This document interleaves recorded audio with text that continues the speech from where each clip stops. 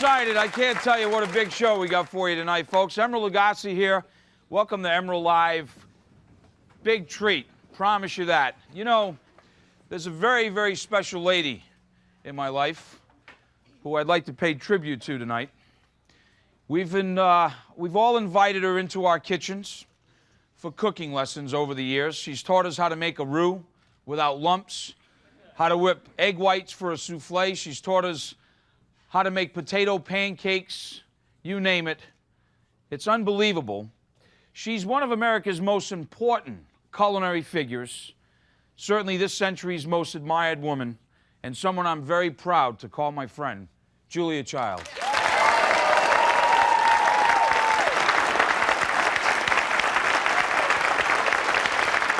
Yes, indeedy, Mr. Speedy. So tonight, I thought we would cook some of the dishes that's made her a television icon. First, we're going to start with a basic master recipe for a cream of leek and potato soup. Oh, yeah, babe. I promise you we're going to take the mystery out of making an incredible cheese soufflé tonight. And you can't forget the classic, Julia's roasted chicken. Oh, yeah, babe.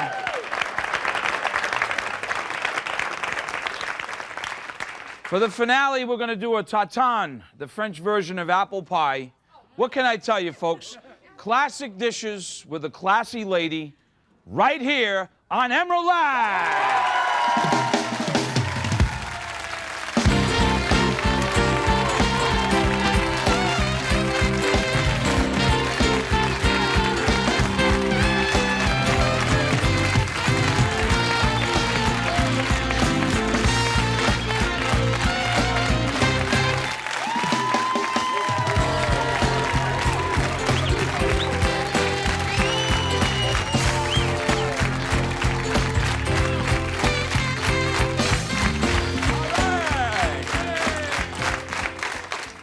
How you guys doing over here? Can you believe it? It's the legend over there. You know, we started looking at a bunch of just cookware and different things that have been around in the kitchen for a long time, and we started then realizing about Julia, just about how many unbelievable books and what it's done to influence a lot of people, including myself, since I was like that watching her. Mastering the Art of French Cooking. She really just demystified, as Americans, what French cooking and cooking in general, simple cooking terms and techniques. And then Volume 2, the Mastering the Art of French Cooking. And then you can just keep going on and on and on. There's so many great books. But at her young age right now, she just finished another one. Julia's Kitchen Wisdom. Unbelievable. I was looking at it last night and I was just like so thrilled. So much information. So I'm going to start right now. I'm going to get to it. I want to officially welcome you, my friend. We're so delighted to have you. Wonderful to be here. Thank you, honey. Potato leek soup. I'm going to start if you don't mind. Good. I think we should maybe start by sauteing some of the leeks. Do you? You don't even have to saute them. Okay. You know why I said that, Julie? It's amazing, because just upstairs, you know, when we had a little briefing. Because you like to saute. That's right. No. I said to the guys, I said, you know, basically, Julia just has put everything in the pot, bring it up 20, 25 minutes, potatoes are tender, and puree it. Yep. And then if you want to cream it, great, and serve it with creme fraiche, even better. So we're going to do it your way. Good. All right. That's the simplest. This is how simple this recipe is, folks, and it's a good one. And I've made it many, many times. First of all, leeks. When you buy them, this is kind of young leeks right here. They generally even get really big. And there's a lot of sand inside of leeks. So you have to cut the bottom, and then you have to cut a bit of the tops of these as well, okay? And then the best way is that you need to really wash them under, you know, a faucet with cold water, or let them soak in some ice water to let that sand go. But you gotta rinse them out real good. Once you do that, you just cut them up. And what she does is very, very simple. She takes leeks, potatoes, some salt. We'll probably add more salt because we're going to use some pepper. We're going to use just regular H2O, just regular water. Now, if you got chicken broth, I guess you could use that. But using water, you want to, you see how it's just kind of covering the potatoes and the leeks? It's better with just water because if you put in chicken broth, you're really adulterating the taste. And the leeks have got such a good special taste. It's better just to have water, I think. So water, salt, pepper, Yeah, leeks, water, and salt, potatoes. and leeks and potatoes. Okay? That's what we have. We're going to cover it. We're going to bring it up to a boil, turn the heat down. We're going to simmer it. While I chat with Julia, we're going to rock out with Doc Gibbs and Cliff, everybody. Doc Gibbs!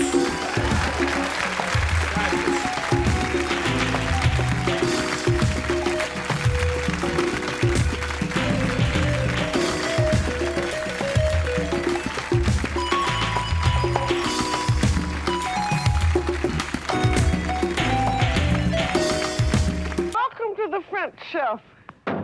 I'm Julia Child.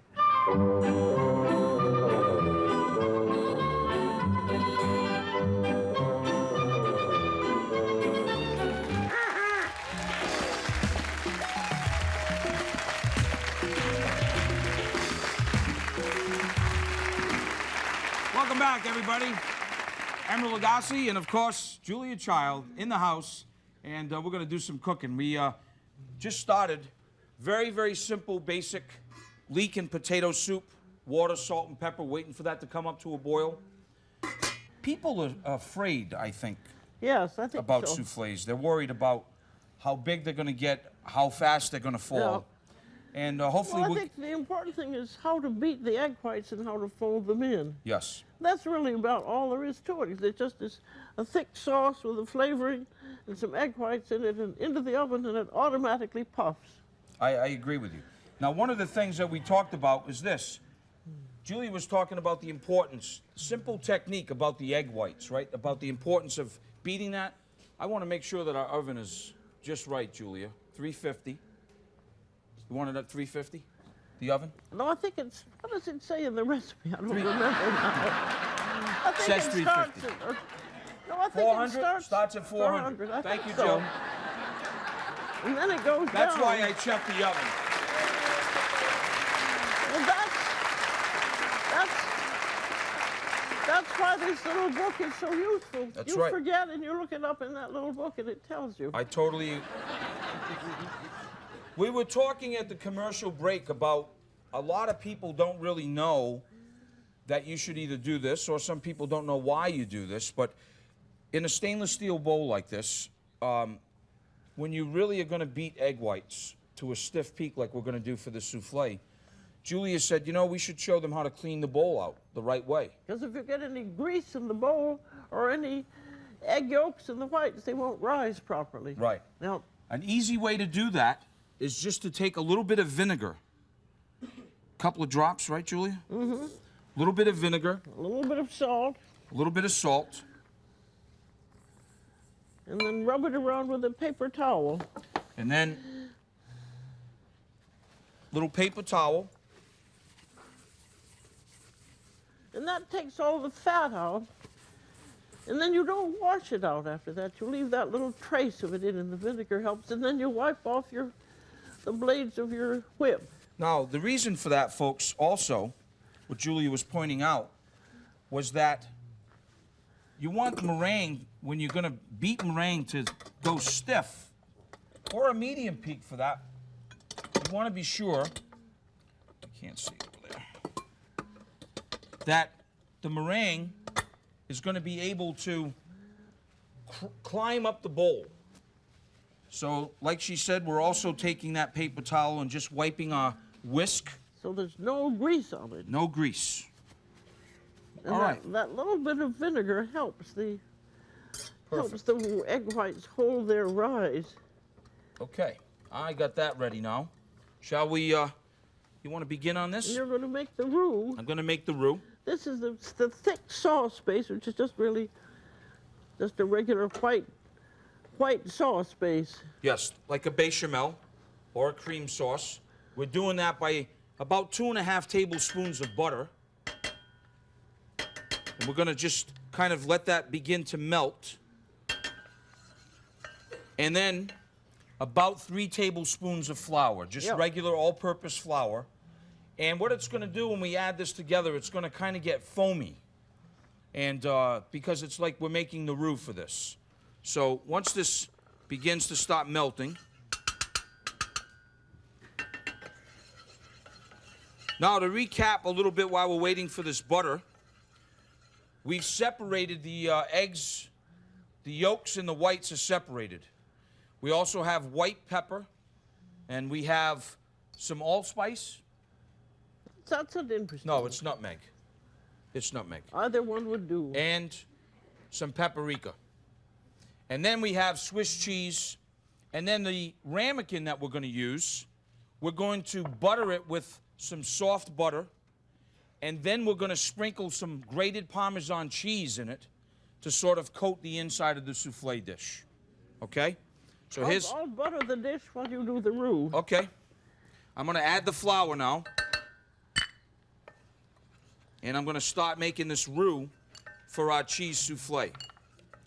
This is like making any kind of a white sauce. It's just the same old thing, no matter what you're making it for, isn't it? Yes. I mean, because what Julie is saying is that if we were just going to make a regular cream sauce, this is the process. If we were going to take it and turn it into a cheese sauce, it would still be the same process. We're just kind of doing this to make the base of our souffle. Now this is the cheese that goes into the. Are we going to put all the color on the souffle or not? We can if you want. You want to show them that?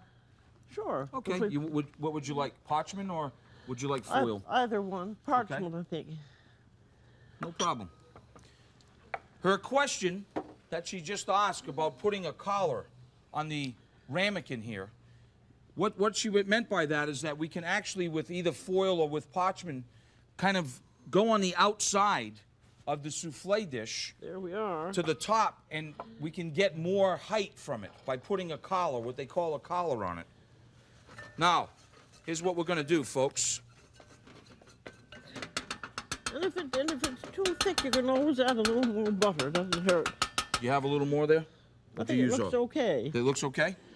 You want it to foam and froth? Yes. Now, I'm actually going to cook this for a little bit. Thanks, Joe. I'll put a little more butter and they won't hurt it. And it'll make it a little more.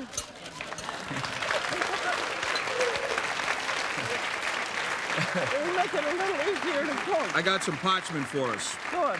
Okay? We need some, do we have straight pins? We have twine. We'll look for some pins. Yeah. We'll look for some pins. We don't have to How put it big on. do you want to go with that? Well, it just needs to rise up. That's a little bigger than it needs to be. You want to go a third of that? Yeah. Okay.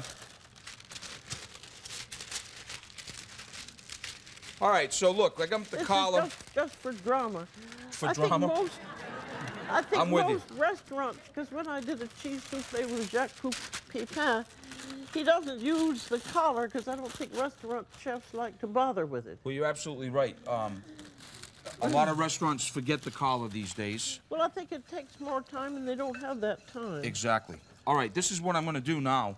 I'm going to now add our milk into the roux to make our hot sauce. I'm not going to do the egg yolks yet. We want to make sure that the roux is incorporated in there. Okay, folks, you can use a little whisk. We don't want any lumps. And it will never be at its full thickening power until it comes to a boil. So we really won't know how thick it's going to be with any thickening agent until it comes to a boil. This would be a good time for you right now to go get one of those, you know, frozen things. When we come back, Julia and I are going to kick it up another notch. Stick around.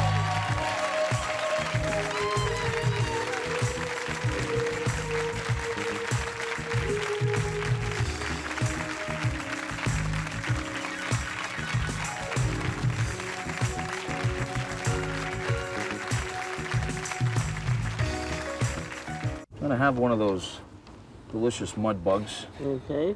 And, you know, there's an expression about sucking the head and peeling the tail. We're gonna pinch the tail. And you just kind of...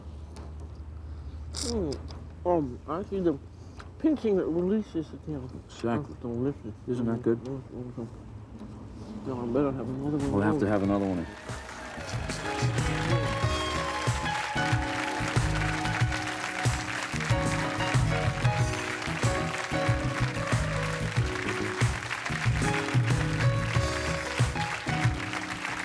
Welcome back. Doc Gibbs and Cliff, everybody.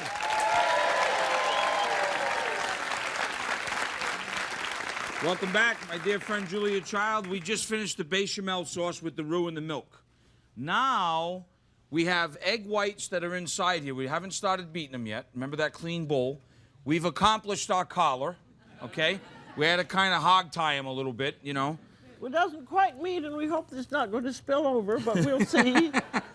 All right, now what we're going to do is we're going to start adding the egg yolks. I've turned down the heat just a little bit. It should really be off heat, don't you Off think? heat. It's off the heat. All right. You want to use your whip? Yes. Use your whip.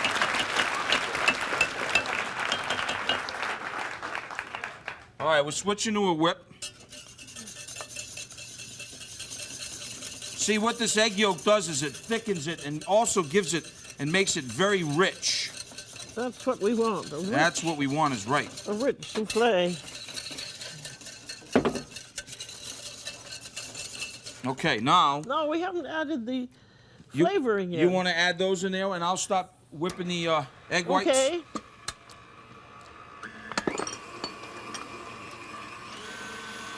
You start with the egg whites, you start fast for a moment, and then you go slow and gradually. So you added a little bit of salt. A little salt, a little pepper, a little paprika, a little nutmeg.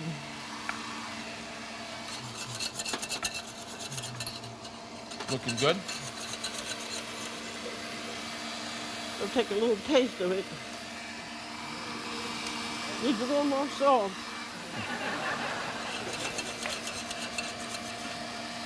Excellent. How they doing? They're coming up. They're starting to crawl up the bowl. You have to be very careful with I'm a going to put you on this side. Go ahead, Julie. powerful machine like this because you can overbeat them very quickly. Yes. What she said is that a lot of the machines sometimes, people... How's that coming? That's almost coming. You want it up more? Let's turn it off for a moment. Okay. We want it. Yeah, I It's can hard move to that. get that in. That's almost it. Got a good peak right now, huh? That is it. That's you see, it? It makes those little peaks. If you overbeat them, it begins to break down and get grimy. These are exactly right. Okay. So you really have to watch every minute. Now, I'm going to knock this thing off here. Let me clear us a little room right here.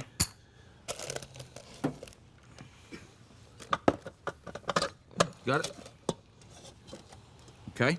Now, where you want to go from here?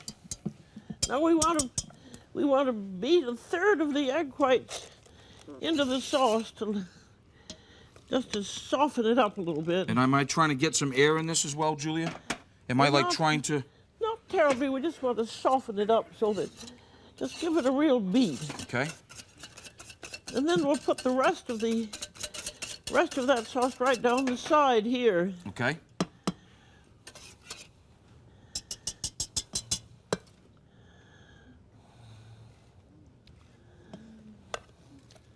These are going to be folded together.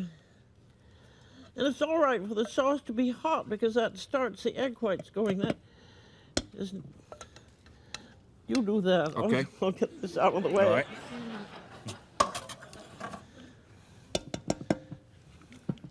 Okay, I think Now we got very all of that. carefully fold them in and show the We want folding to fold technique. like this. This is what we want to do, folks. You want to fold. This is stirring. What you want to do is very important is you want to fold because we're trying to get and keep the air in there, right, Julia? And you're trying to mix the whites and the sauce, but Evenly. not overbeat them. Right. You really go wham down the center. How's that looking? I think it looks good. You don't Almost want to there. overdo it. Nope. Now we're going to add it in here. Just dump it in. Here's what we're going to do, folks. We're going to take that mixture, using a rubber spatula. Okay. So, here's the thing now, folks. How does it look? Should we straighten that out just a little bit? Mm-hmm. Okay. Okay. Taste your... All right, now.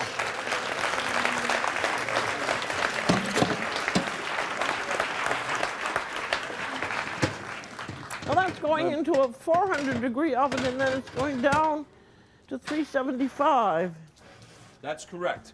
That'll take 400 about- degrees. As soon as we put it in the oven, now is when we turn it down to 375. And it'll take about 20 minutes? 20 to 25 minutes it will take. Now, No. you gotta give me the Oh, we got secrets this- of this chicken This right here. chicken. Yep. We got Now, a we've chicken that washed we it. really washed and patted dry. If you've ever been to a chicken processing plant, you'll understand why it's good to wash the chicken. It's what they do. Don't want to mention the fecal soup, do we? Maybe later. You got chopped carrot and chopped onion. Yeah, but I But- like to take these nubbins off. Okay. And I like to take out the wishbone because it makes carving easier. All right. Let me grab a. You want a French knife or you want a boning knife? Well, you're going to do it. So Okay. You pick it. I can handle that. I got plenty of butter for us. Good. I'll get that out of your way. Okay. Thank you. All right. You want this off? No, No, you don't want that off. no, just the nubbins off. Those little things at These the little end of nubbins in the elbow, back. Yeah. And save all of those for your stock pot. Okay. Even though it's tiny, there's a little flavor in it. Right there. And then take the wishbone out, Okay.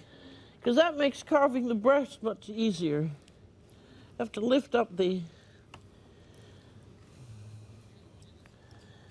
That's doing it. What's this? This is a somewhat scrawny chicken, but I guess it'll cook fast. Hey, Julia, you know what happened? It's the end of the week. We're out of money.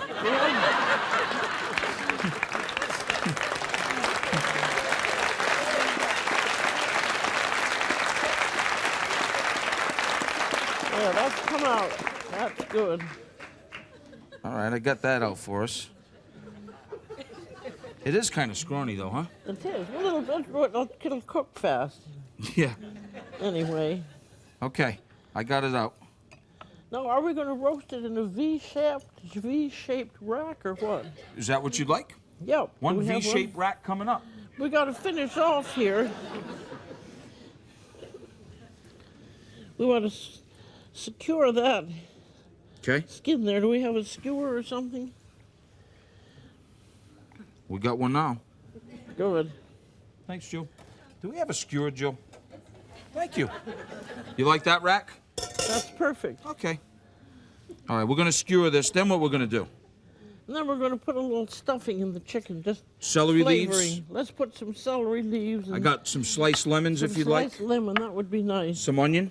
Yeah, finely minced onion. Finely minced, we'll mince that. And salt and pepper. Salt and pepper. All right, you heard what we're going to do when we come back. Julia's roast chicken. Stick around. We'll be right back.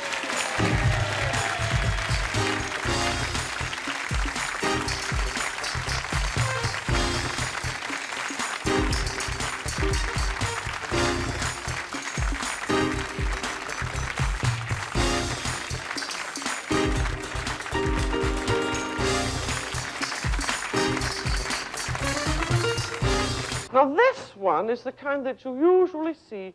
I found this in my favorite hardware store, and I've seen it in department stores. And look at it. Look at the two of them together. I mean, this is just ridiculous. This is a toy. It's not a tool, and it just nobody ought to use it.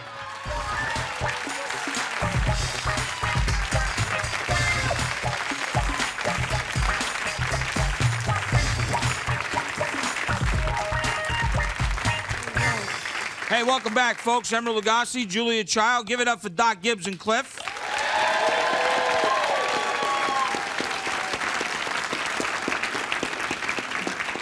All right. Do we have the chicken? It's been stuffed with some celery leaves and a bit of finely minced onion. It's got salt and pepper in the cavity. And we've given it a butter massage. I'm going to fold this over. Why are we doing that, Julia? You want to be very sure, after you've handled raw chicken, that you've thoroughly washed your hands and all of the implements that you've used because of evil bacteria that may be around. That's right. Contamination. You don't want to take any chances. Got to wash everything. The knife, your hands. Don't take any chances at all. And Julia has in this what is called a V-rack, okay? What we've done is that instead of trussing the bird, we've used sort of a wooden skewer. And what we've done is we've put the celery leaves, some slices of onion, some salt and pepper in the cavity, and we've kind of used the skewer to kind of just, instead of trussing it, to keep it together. The oven's at 425 degrees for the beginning of the roast. It's not going to stay in that. As Julia said, this is a scrawny chicken. It's probably only going to take about an hour for this thing to cook. Or less. Or less. Then she's got some chopped onion and carrot that later on I'm going to show you how we do this. So we buttered it up, as Julia says, a butter massage. And I'm going to put this in the oven right here, Julia. Good. All right. And now we should wash our hands. Yes. I want to check on our soufflé. Soufflé's looking good, Julia. Good. It's not rising Thank too you. good, though. It's not? Nah. Well, do we have one at the side in case of Ashley? Absolutely. Has it done anything? No, it's coming up. I hope so. All right. Now what? I'm just moving you over here for one quick second. I want to check on our soup. They keep turning the heat down on us. They've turned it off. Yeah.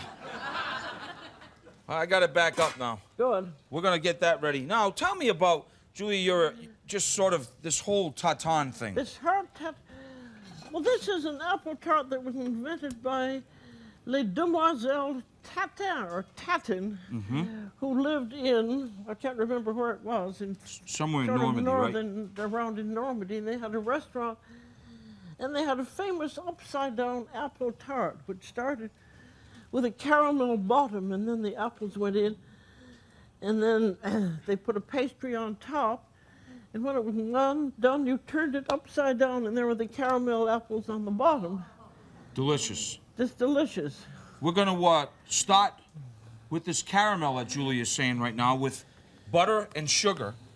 And meanwhile, we've peeled these apples.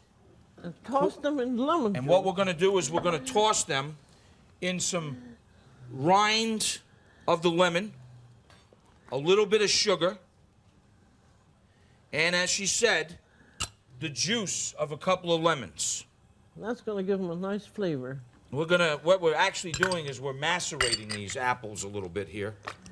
You see? And we're going to just lightly toss them. That's going to give them a nice flavor. Yes.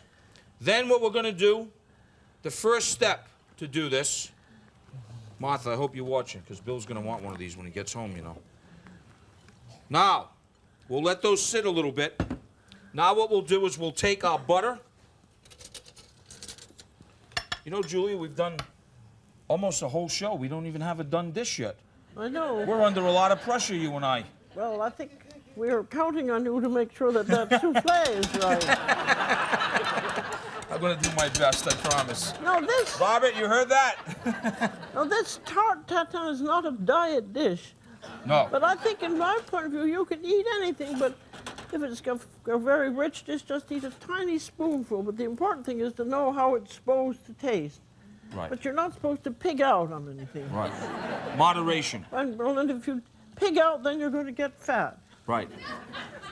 We're not going to get fat, folks, but we're going to certainly finish this tatin. When we come back, I'm going to add the sugar. Hopefully our cheese soufflé will be done. Don't even think about touching that dial. We'll be right back. Julia Child, everybody.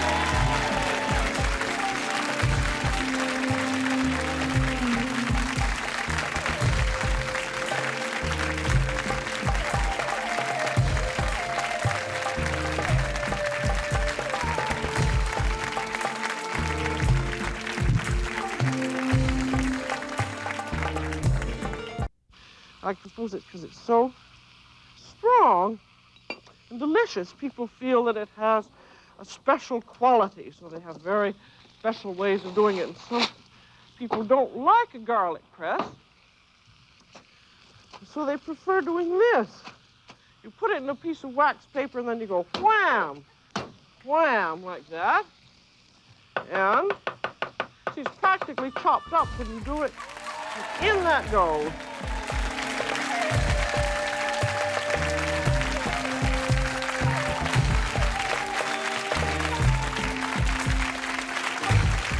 Welcome back, everybody. Emeril Lagasse, welcome back to Emeril Live.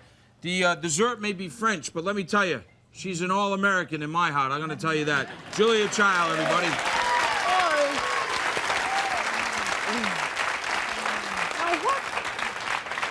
So, you got a new book.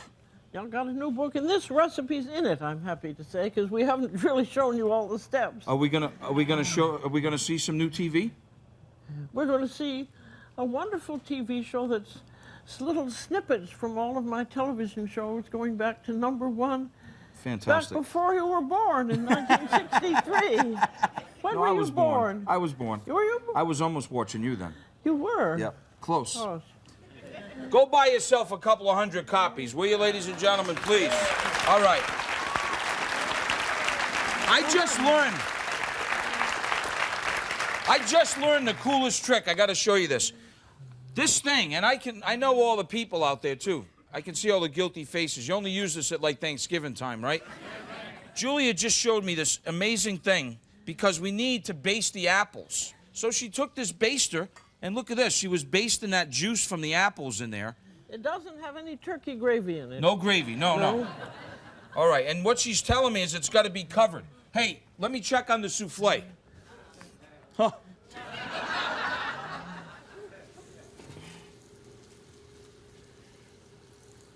This is looking good, Julia. Does it come up to fill the color? It didn't come up, though. But it looks good. It looks like the perfect soufflé. We didn't need the color. What's that? We say we didn't need the color. Uh-huh.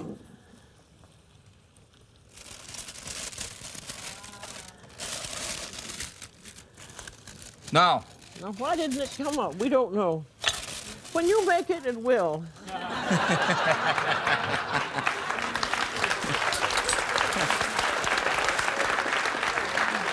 Folks, I got to tell you, I was so excited when we were making this soufflé. I know a bunch of you caught it in there. We added the soufflé, we never added the Swiss cheese in it. Oh, that's right, we didn't. But we did come back on a commercial when added the cheese. I think you need to have a bite.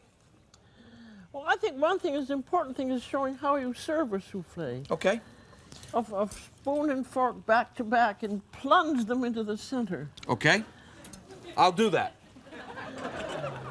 I'll just use a little plate. Is that okay? Perfect. Okay.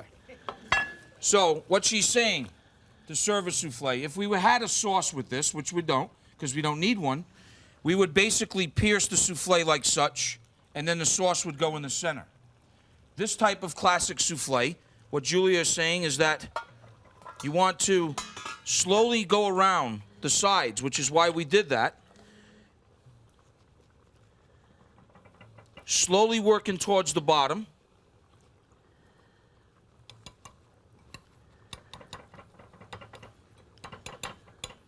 Looks nice. Looks beautiful, Julia. Now, should I do a quarter? Go plunge in. Plunge in here. But hold it back to back. Okay. And plunge. Plunge and all right. tear it apart. See that? That looks lovely. Perfect. It isn't quite done, actually. That's why it didn't rise. It's not quite done in the center. It should have stayed in a little longer. Okay. But it's going to be good. It sure is. Take a taste and tell me. Excellent, Julia. I could have used about 2-3 more minutes. Oh, well, the inside, 5. but it's really delicious. Good, anyway. Excellent. Okay. Now, one interesting thing about this is that the trick here is you let these apples cook until the juices are thick and syrupy. And you keep basting them until they're thoroughly cooked. And then that gives a caramel taste all the way through. And how about the cover? It was important that you said that we cover these because we're cooking the apple. To come out. Okay. Now, this is another thing, folks. I'm going to check on Julia's scrawny bird. This has actually been in about an hour and 5 minutes.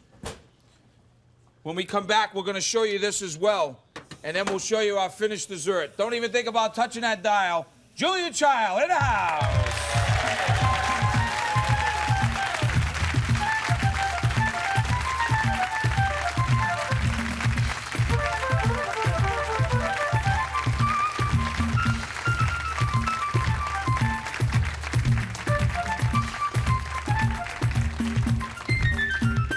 Everyone loves ham and eggs, bacon and eggs, pork chops, and roast pork. So why not have them all rolled into one? And next time you're giving a party, serve a roast suckling pig.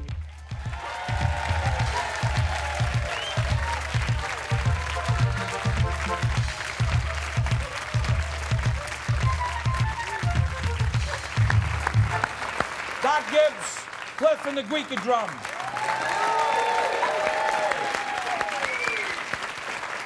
Got to think about how many years ago that was that Julia said that. She was a pork fat lover back then. God bless her. Okay. This we have from the awesome staff here of the Food Network. You can see the apples are cooked. This is the one that Julia and I started. We're going to take a piece of pie dough. Nice butter pie dough. Fold this over. And I'm going to bring this over here to you, Julia. Yep. And then we're going to fold this right back over. This is a really, really beautiful pie dough right here. Now, what you want to do from there, Julia? You want to press it down in a little bit. And then it's going to go back in the oven, and the pie dough is going to cook. And then we're going to reverse the whole tart. But you want to make some little steam holes in here.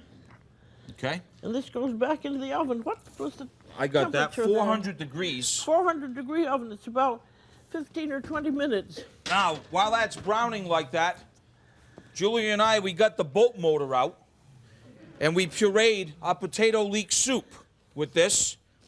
See the consistency? And to taste it right now with nothing added is delicious right now. What we did, just salt and pepper. It is so simple. When we tasted this, delicious. You can taste the leeks and the potato. You can taste everything. That's how simple. This is optional, a little bit of cream to just kind of slowly cream the soup. Or you could use sour cream. Or you could use sour cream. This is just to make it a little more fattening. Right. But you don't need to. Should we add more? Sure. Okay. You got your spoon? Let's taste the difference now. Okay, I want to get your spoon now.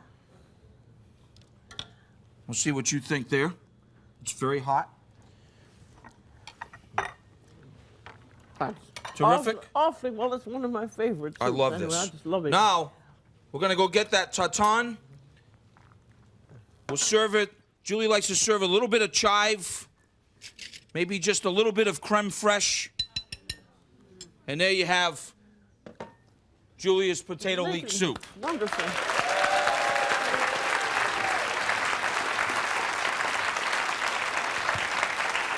Now, this is 45 minutes.